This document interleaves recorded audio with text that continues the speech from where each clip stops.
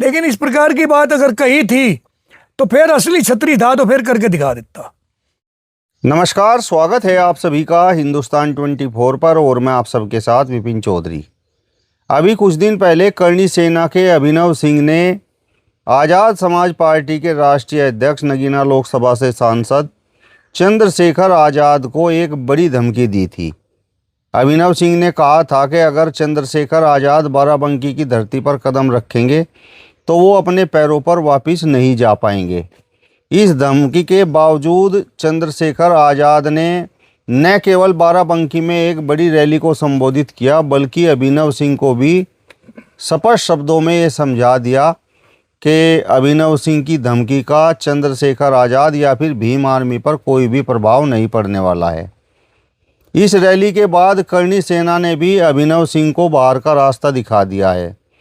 अब सवाल ये है कि जिस तरीके की चेतावनी अभिनव सिंह ने दी थी, अभिनव सिंह करणी सेना से जुड़े हुए हैं, राजपूत समाज से जुड़े हुए हैं, तो क्या इस पूरे प्रकरण में राजपूत समाज की बेइज्जती नहीं हुई है? आज इस बड़े ही महत्वपूर्ण विषय पर हम बात करेंगे और राजपूत समाज के एक बड़े ही जिम्मेदार व्यक्ति श्यामला शामली के पूर्व प्रधान ठाकुर उग्र सिंह चौहान हमारे साथ में मौजूद हैं। ठाकुर साहब, सबसे पहले तो हिंदुस्तान 24 पर मैं आपका बहुत बहुत स्वागत करता हूं। नमस्कार भाई साहब, मैं भी आपका स्वागत करता हूं। अभिनव सिंह की उस धमकी पर आप क्या कहेंगे जो उन्होंने चंद्रशेखर आज़ाद को दी थी?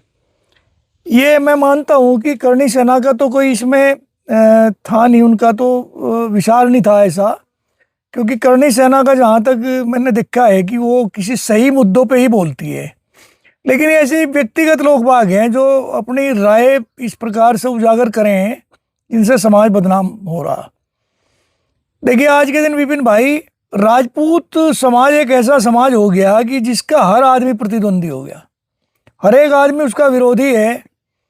किसी से भी बात कर लो, वही उस राजपूत को फुट्टी आंख देखने के लिए तैयार नहीं है। उसे जिसने समाज की रचना करी, जातियों को अपने जिस गांव में रहा करता था वहाँ अनेक जातियों के लोगों बागों को बसाया, उनकी मदद करी, अपने आप भूखा रह के उनके पेट पाला, पेट भरा, मतलब उन्हें भूखा नहीं रहने दिया, खुद भूखा रहा। उनकी रक्षा के लिए अपनी गर्दनें कटवा दी, सीमाओं की रक्षा के लिए, उस राष्ट्र के, उस देश के, उस गांव की रक्षा के लिए अपना सब कुछ न्यौछावर कर दिया। और कुछ दिन पहले तक ऐसा हुआ करता था, हमने भी देखा कि राजपूतों के गांवों में जो लोग बाग दूसरी जाति के लोग बाग होते, वो बहुत ज़्यादा अपने आप को असुरक्षित महसूस नहीं कर रहे थे। वो सुरक्षित महसूस कर रहे थे कि ये हमारे रक्षक हैं, रक्षा करेंगे, हमारे करते भी थे लोग बाग। लेकिन अब आके तो पता नहीं है, कुछ लोग बाग ऐसे बेहुद्दे लोग बाग आ गए, या तो ये अपनी टीआरपी बटोर रहे, या इनका हो सके कोई यूट्यूब चैनल हो कि उसके माध्यम से ऐसी बात कहते हो। इससे तो समाज के हर एक आदमी को ये घृणा महसूस हो रही है कि भाई इस प्रकार की बात कहने का लाभ क्या है।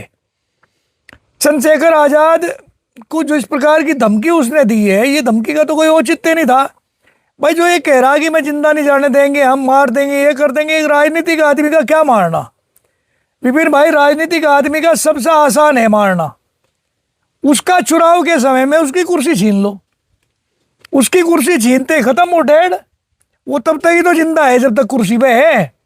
अभी इसमें 29 का चुनाव आवेगा, 27 का चुनाव आवेगा, उसमें चंद्रशेखर की जितनी भी वो मुखालफत कर सकते करे, राजनीतिक दाव पैंच खेलते हुए उसी हिसाब से करें। नहीं तो फिर उस आदमी को अगर शर्म थी जरा सी भी, और जिस गुर्दे के साथ उसने कहा था उसके अंदर अगर राजपूतों का लेस मात्र भी खून था, तो या तो कहना नहीं था, अगर कहना था तो फिर करके दिखाता, जेल जाता, चला जाओ। जेल से अगर परवाह ही जाने की डरना था तो फिर क्या ही क्यों था? और फिर भाई वो हाउस अरेस्ट किया गया या कुछ और हुआ उसके साथ में, ऐसी घटने का मौका क्यों दिया गया? उससे पहले ही फरार हो गया होता। तब तो मर्दान की सूरवीरता थी। अब ये कोई सूरवीरता की भाई जुबान है, मुंह में 32 दांत के बीच में एक जीभ है, जीभ में कोई हड्डी तो है नहीं, इसे मर्जी आए जैसे मरोड़ लो, तरोड़ लो, जो चाहे कह लो, कर लो। तो इस प्रकार की भाषा बोलने से तो पूरा समाज को कलंकित किया जा रहा है कि यही आदमी नहीं, अभिनव ही नहीं, और भी बहुत सारे ऐसे लोग बाग हो रहे हैं जिनको यही कहना, उल्टी सीधी बात करेंगे। समाज में जोड़ने की कभी कोई बात नहीं होती। राजनीतिक प्रतिद्वंद्विता तो हो सके, चंद्रशेखर आज़ाद अपनी पार्टी की मजबूती के लिए वो तो हर हथकंडे अपनावेगा, अपने आप को स्थापित करने के लिए वो तो सब कुछ कहेगा। तो मायावती ने भी कही थी पहले, सभी कहे एक पार्टी दूसरी पार्टी के, दूसरे लोगों के जो उसके साथ ना जुड़ने वाले लोग बाग हैं उन पर एक प्रकार के आरोप लगावें। पर उसका मतलब ये थोड़ा ही है अगर भाई इस प्रकार की भाषा बोल लेंगे मार देंगे मर जाएंगे। अरे मारो थे तो फिर मार देते ना, फिर करता कुछ, क्यों चूहे की तरह बिल में पड़ गया। मैं इस चीज़ के खिलाफ हूँ। जवाब देना था, चंद्रशेखर ने जवाब दिया, सही जवाब दिया, शर्म हो तो डूब के मर जाना चाहिए। उसने उसी के धरती पे जाके वहीं बाराबंकी में वो बात कही जो नहीं कहनी चाहिए थी, लेकिन उससे पहले तो उसने कहा ना।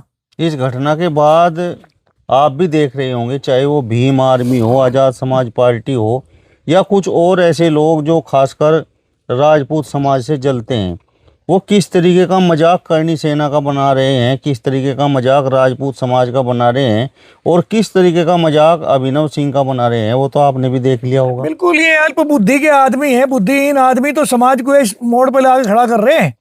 जिस समाज में एक से एक आदमी हुआ, बहुत बढ़िया बढ़िया लोग बाग हुए, जिनकी वजह से हम अपने आप को गौरवान्वित महसूस करते हैं, समाज के दूसरे लोग भी उनके महापुरुषों को देख देख के अपना आदर मानते हैं।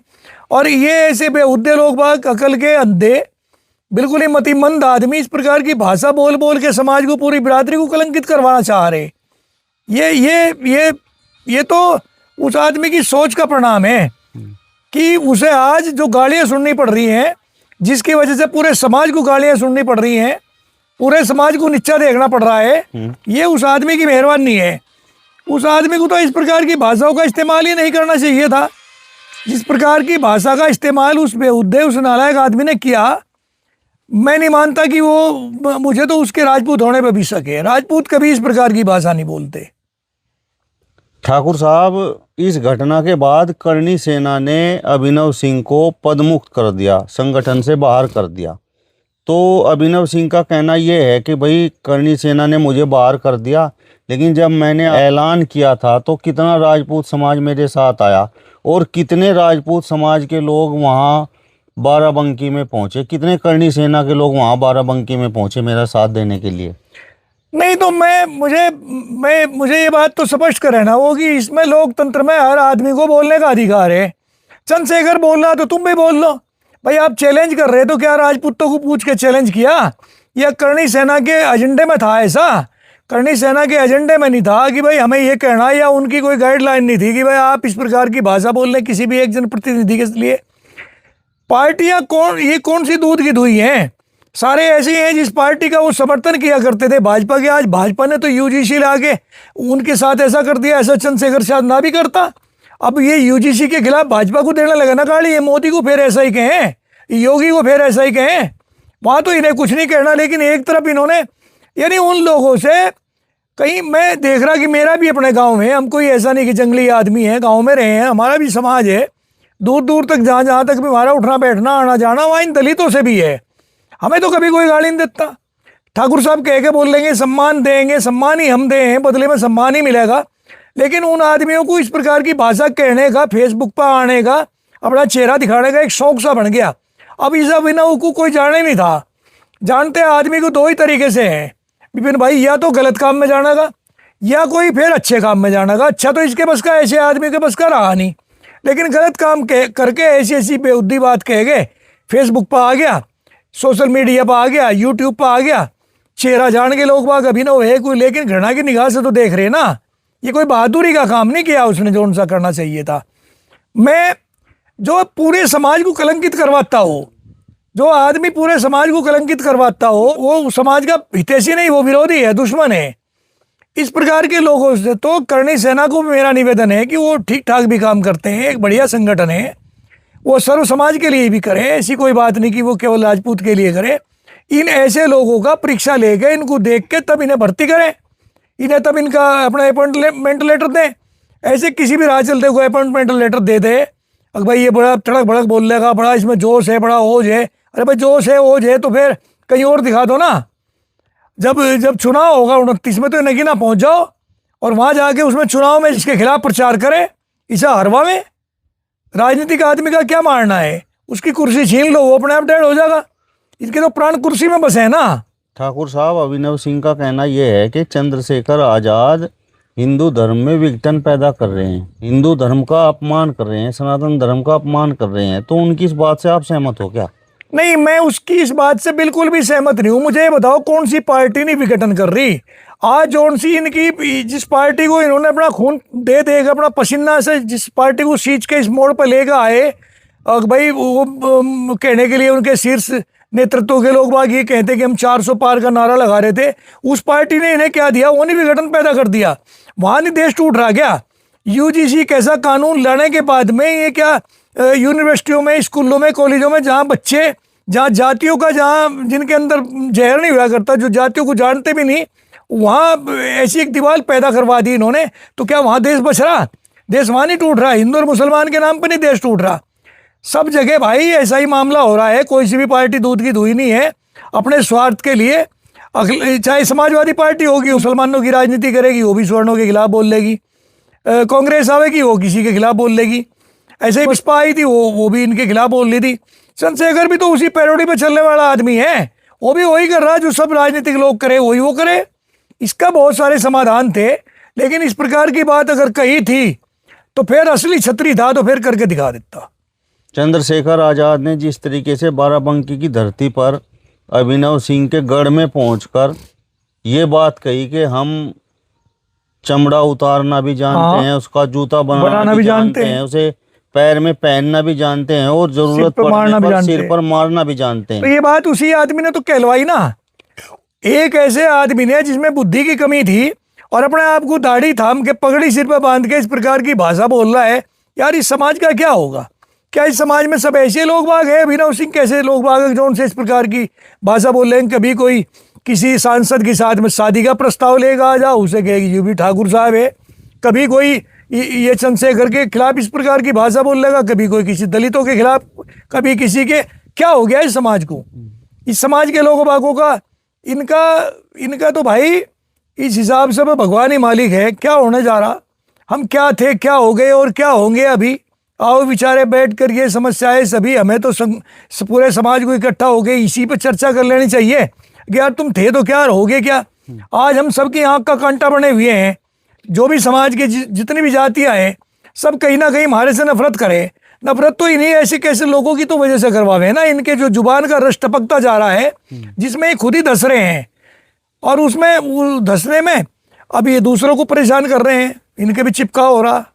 नहीं, राजपूत समाज जो अपनी शानो शौकत के लिए जाना जाता है, जिसका एक लंबा चौड़ा इतिहास है, गौरवशाली इतिहास है, बड़े बलशाली और हिम्मत वाले लोग इस समाज में पैदा हुए हैं, तो आपको नहीं लगता कि भाई इस तरीके की टिप्पणियों से, इस तरीके की धमकियों से, इस तरीके की चेतावनियों से, और फिर जब वो पूरी नहीं हो पाती तो पूरा समाज बदनाम होता है, पूरे समाज को अपमानित महसूस होना पड़ता है? बिल्कुल, मैं इस बात को महसूस करता हूँ कि जिस समाज ने, जिस जाति ने एक से एक शूरवीर पैदा किए, एक से एक महावीर पैदा किए, बहुत बड़े बड़े दानवीर पैदा किए, बहुत बड़े बड़े साइंटिस्ट पैदा किए, बहुत बड़े बड़े वैज्ञानिक पैदा कर दिए, सब कुछ पैदा करने वाली एक जाति आज इस कगार पे है, वो इन्हीं लोगों की वजह से तो है। आज हम फिल्म इंडस्ट्री के लोगों बागों को दोष दें कि फिल्म इंडस्ट्री में ठाकुरों का इस प्रकार का चित्रण दिखाया जाए, वहाँ तो हम हाथ हों, लेकिन वो ऐसे लोगों की वजह से तो दिखाया जाए।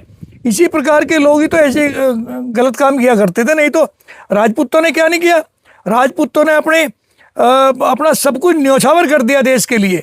जो राष्ट्रवादी कौम हुआ करती थी, जिसने अपना एक एक खून का कतरा देश को समर्पित कर दिया, समाज को समर्पित कर दिया, अपने आप जिस जाति में, जहाँ इस प्रकार के लोग बाग हुए कि अगर पक्षी की जान बचानी पड़ी तो वहाँ भी अपना मांस निकाल के उसके शेर के सामने डाल दिया, लेकिन जानवर को या पक्षी को किसी को आँच नहीं आने दी। उन लोगों को आज अपमानित होना पड़ रहा, उनके पूर्वजों को अपमानित होना पड़ रहा है ऐसे ऐसे लोगों की वजह से। ये कहीं इन्हें कोई नशा है, कोई इन्हें कुत्ते ने काट रखा, कोई इनमें कोई कमी है इस प्रकार की जो ऐसी भाषाएं बोल रहे। इस प्रकार की भाषाएं तो भी फिर भाई कोई भी सभ्य समाज स्वीकार नहीं करता, इस प्रकार की भाषाएं वो बोल रहा।